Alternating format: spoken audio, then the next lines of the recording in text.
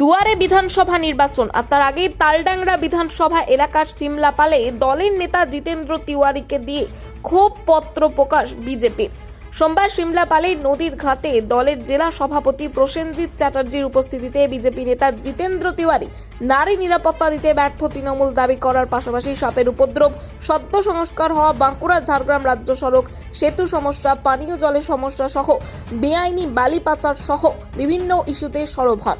একই সঙ্গে প্রায় 15 বছর এ রাজ্যে তৃণমূল ক্ষমতায় থাকলেও তালডাংরা বিধানসভা এলাকার মানুষকে নাগরিক পরিষেবা দিতে ব্যর্থ বলেও তিনি দাবি করেছেন। নারী ধর্ষণের ঘটনা, ধর্ষণের প্রচেষ্টার ঘটনা এটা কিন্তু বেড়েই চলেছে এবং এটা আগামী দিনে যদি আমরা এটা রোধ না করতে পারি তাহলে আমাদের ঘরের মায়েরা বোনেরা সুরক্ষিত থাকবে কিনা, সুরক্ষিত ভাবে রাস্তাঘাটে যেতে পারবে কিনা, বাজারে যেতে পারবে না কিনা, এটা নিয়ে প্রশ্নচিহ্ন দেখা দিয়েছে। এটা বুথ লেভেল অব্দি বা গ্রাম লেভেল অব্দি যে স্বাস্থ্য কেন্দ্রগুলো আছে সেখানে সাপের কামড় হলে যে ওষুধ দেওয়া উচিত সেটা নেই। সদ্য তৈরি যে রাস্তা সেটা আমরাই দেখেছিলাম কোন এক ব্যক্তি হাত দিয়ে তুলে দিচ্ছে। এমন এত নিম্নমানের কাজ হয়েছে এবং নিম্নমানের কাজ হবে। যারা এজেন্সি তারা আগে যদি নেতা মন্ত্রীদের কাছে পৌঁছে দিতে হয় টাকা, স্বাভাবিকভাবে তারা তো ভালো কাজ করবে না। এটা এই অঞ্চলের মানুষ দেখেছে এবং এই নিম্নমানের কাজের বিরোধিতা কিন্তু কোনো তৃণমূল কংগ্রেসের তরফ থেকে আপনি দেখতে পাবেন না। সাধারণ মানুষ বিরোধিতা করছে, বিজেপি বিরোধিতা করছে, তারা এর বিরোধিতা করবেন না। তালডাংরা টিউবওয়েল গুলো থেকে নোংরা জল আসছে এবং এই নোংরা জল এলেও তৃণমূল কংগ্রেসের কোনো অসুবিধা নেই, কারণ তারা ইতিমধ্যে মিনারেল ওয়াটার খাওয়ার অভ্যাস তাদের হয়েছে এবং মিনারেল ওয়াটার খাওয়ার অর্থ তাদের কাছে আছে। কিন্তু সমস্ত মানুষ আর মিনারেল ওয়াটার খেতে পারবে না, তাই অনেক মানুষকে, প্রান্তিক মানুষকে টিউব কলের উপর নির্ভর করতে হয়। তাদের কথা এই সরকার ভাবছে না। আগামী দিনে এর জবাব এই অঞ্চলের মানুষ কিন্তু তাদেরকে দেবে।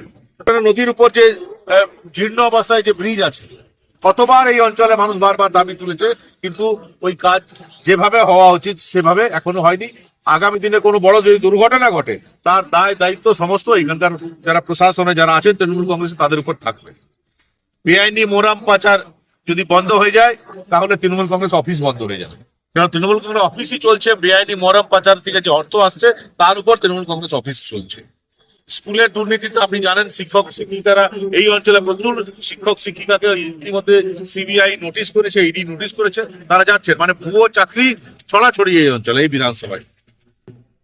তিনি সার্টিফিকেট, এতদিন যে কথা আমরা, এবং তিনি শুধু পুলিশকে অহংকারী বললেন না, পুলিশের মাধ্যমে পুলিশ মন্ত্রীকে অহংকারী বললেন, সেটা এই অঞ্চলের মানুষকে দেখতে হবে। হয়তো ডাইরেক্ট পুলিশ মন্ত্রীকে তিনি অহংকারী বলার সাহস দেখাতে পারেনি, কিন্তু তার ইচ্ছা ছিল এটাই যে পুলিশ মন্ত্রীকে অহংকারী বলবো।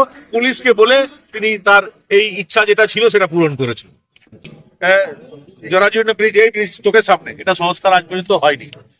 এই টোটো যারা বাজাচ্ছে, গান বাজাচ্ছে, তাদেরকে বলবো ওই নদীর কাছে নিয়ে গিয়ে গানটা বাজাক আর বলুক যে এটা কেন এখনো এটা মেরামত হয়নি, কাজ হয়নি, তার জবাব ওরা দিক।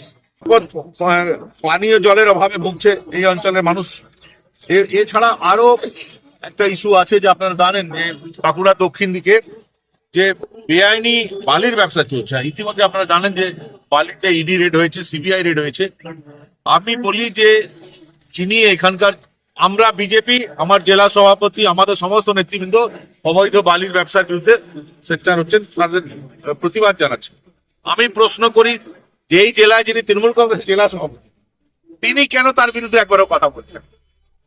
তার গিনি তো জেলা পরিষদের সভাপতি করছেন, তিনি প্রশাসনিক পদে আছেন, তিনি কেন একবারও ডিএম কে চাপ দিচ্ছেন না, ডিএলআর কে চাপ দিচ্ছেন না যে এটা বন্ধ করতে হবে? আমরা এই চাপ দিতে পারছি, আমরা এই প্রতিবাদ করতে পারছি, কারণ আমরা চাই এই বেআইনি বালির ব্যবসা বন্ধ।